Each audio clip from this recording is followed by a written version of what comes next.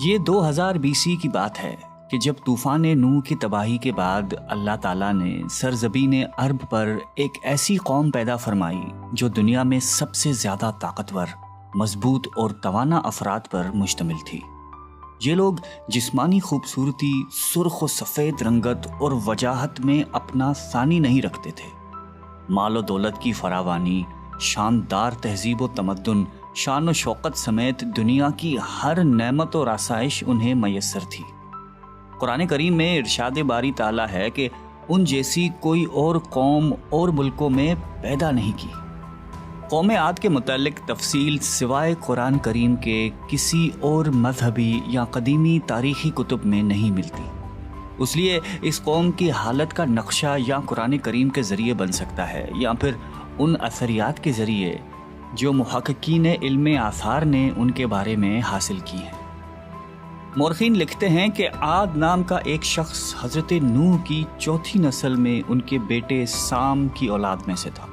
چنانچہ اس شخص کی اولاد اور اس کی پوری قوم عاد کے نام سے مشہور ہو گئی۔ وہ اعرابی تھے جو بہت لمبے اور مضبوط ستونوں پر قائم کردہ عالی شان محلات میں رہا کرتے تھے۔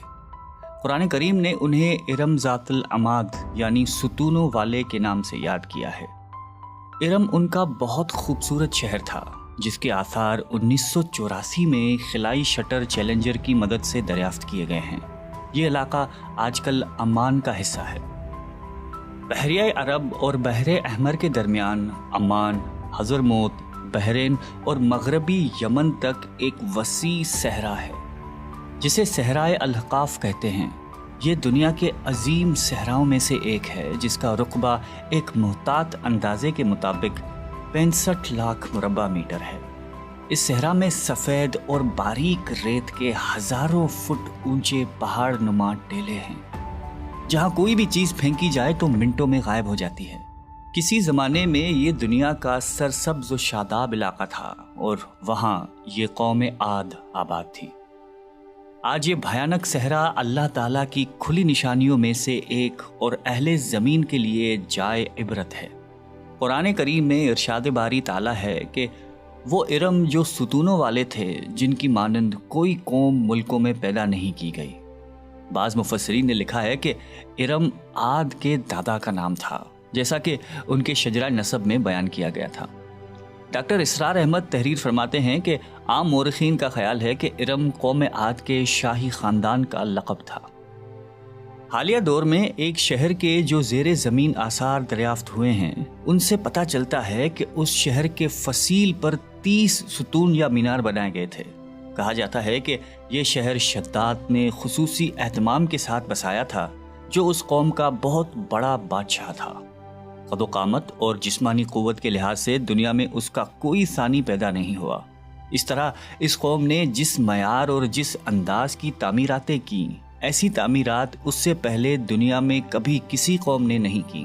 شاید اسی لیے یہ جگہ شداد کی جنت ارضی کے نام سے تاریخ میں مشہور ہے، تاکہ لوگ آخرت کی جنت کے بدلے اس نقد جنت کو اختیار کر لیں۔ مگر جب یہ عالی شان محلات تیار ہو گئے اور شداد نے اپنے روسائے مملکت کے ساتھ اس میں جانے کا ارادہ کیا تو ان پر اللہ تعالیٰ کا عذاب نازل ہوا اور وہ سب ہلاک ہو گئے اور وہ محلات بھی مسمار ہو گئے۔ اس اعتبار سے اس آیت میں قوم عاد پر آئی ایک خاص عذاب کا ذکر ہوا ہے جو شداد بن عاد اور اس کی بنائی ہوئی جنت پر نازل ہوا۔ ایک اور روایت کے مطابق عاد کے بیٹے شداد نے جب جنت کے نام اور خصوصیات سے متعلق سنا تو اس نے زمین پر ایسی ہی جنت بنانے کا ارادہ کیا اور عدن کے کسی صحرا میں تعمیرات کا کام شروع کر دیا، اور مسلسل 300 برس کی شب و روز کی محنت کے بعد دنیا میں ایک خوبصورت جنت بنا دی جس میں شاندار محلات بھی تھے اور نہریں اور آبشار بھی۔ شداد کی عمر 900 سال ہو چکی تھی۔ ایک دن اس نے قوم عاد کے لوگوں کو جنت کے دیدار کی دعوت دی۔ وقت مقررہ پر وہ اپنے لوگوں کے ساتھ جنت کی جانب روانہ ہوا۔ ابھی شہر ارم کے عالی شان دروازے کے قریب ہی پہنچا تھا کہ رب ذوالجلال کے عذاب نے آ گھیرا۔ یوں شداد اپنی جنت کے ساتھ زمین میں ہی زندہ دفن ہو گیا۔ طوفان نوح کے بعد قوم عاد ہی وہ پہلی قوم تھی جو بتوں کے پجاری بنے۔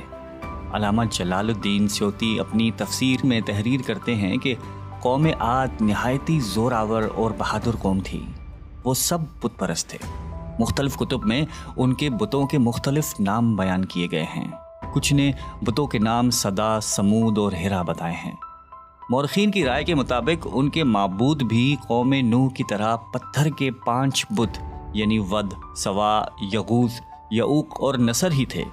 کفر و شرک کے سمندر میں غرق قوم عاد کی بد اعمالیاں جب اپنی انتہا کو پہنچ گئیں تو اللہ تعالیٰ نے انہی کے قوم کے ایک نیک اور صالح بندے کو ان پر پیغمبر بنا کر مبعوث فرمایا۔ حضرت ہود قوم عاد کی سب سے معزز شاخ خلود کے ایک خوبصورت اور وجیح شخص تھے۔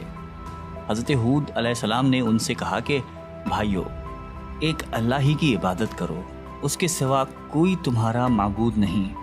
قوم عاد کے سرداروں نے جواب دیا کہ تم ہمیں احمق نظر آتے ہو اور ہماری نظر میں تم جھوٹے ہو۔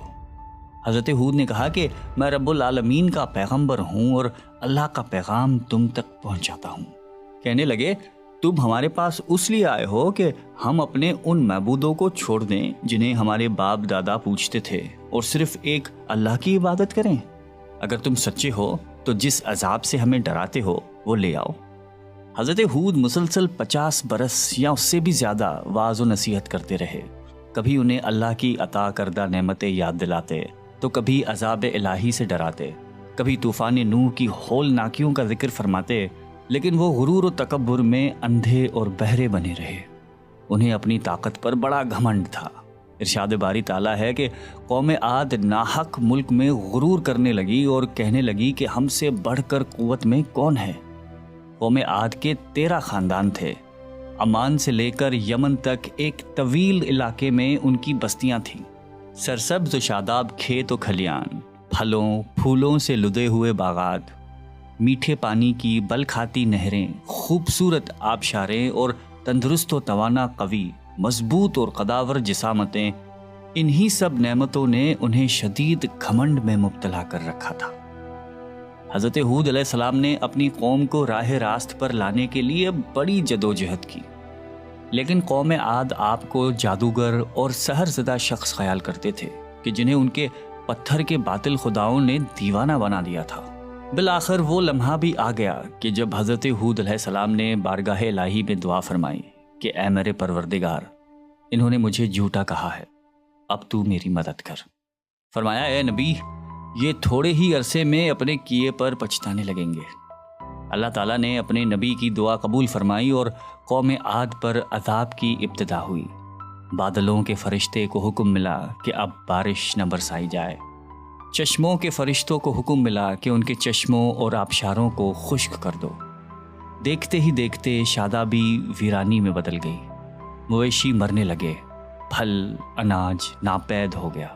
پوری قوم خشک سالی کا شکار ہو کر بدحال و پریشان ہو گئی۔